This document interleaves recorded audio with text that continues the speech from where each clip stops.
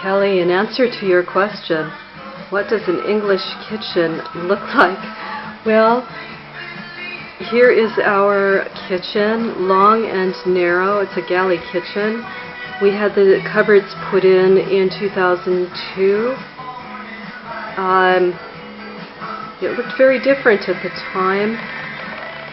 This house was owned by a gentleman, so he had a couple that lived in the dining room behind me, and this is where they cooked and did all their other bits on ancient countertops and appliances that are no longer here. A bit of modern BBC radio.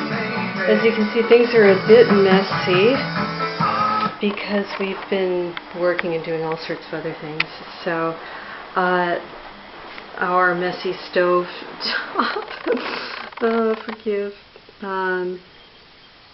So as you can see, the refrigerator is a great deal smaller than what you'd find in America, although American-sized refrigerators are becoming much more popular now. And the freezer is down below. That is the doorway to the pantry, which is in a right state. Anyway, that's our pantry. So, various teas, and as you can see, I'm not probably as good a housekeeper as you are because, well, you know, I used to be. That's the loo. We won't talk about that. John put this up. It's awfully handy. Just a couple of curtain rails. I hope this isn't disappointing you. Some spice racks, our microwave, and just for you, the lineup: the cafetiere, the Marmite, the Morphy Richards pressure cooker is actually from Germany, and John changed the plug on it. There's our electric kettle, must-have kettle. And, of course, the toaster. That's what I'm talking about with the washer and dryer, because there is nowhere else to put it. And so I'm sure your kitchen is much prettier than mine. But this is the house was built in 1901. And you can see the gas pipes at the top. So this is what many English kitchens look like. Quite awkward, really, a mix of old and new. But I don't know if you can see this, but the thickness of the walls out of the window here, quite a thick wall, brick. And the window opposite is the dining room, which used to be the living quarters of the man and woman who would look after the household. It's in a bit of a state. We've taken in family antiques from John's sister who passed away last year. But anyway, that's the dining room. And this is the doorway that the man and woman who used to look after the family, this is the kitchen entrance. And this is the downstairs, if you will. This is the entrance from the front of the house to the kitchen, so that they wouldn't come through the main entrance, which is prettier, and the family living quarters.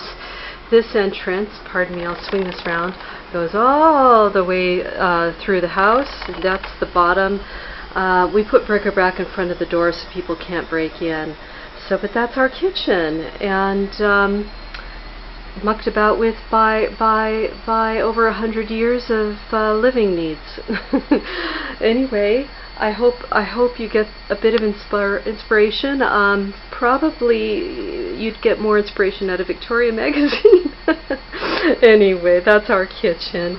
It's kind of fun.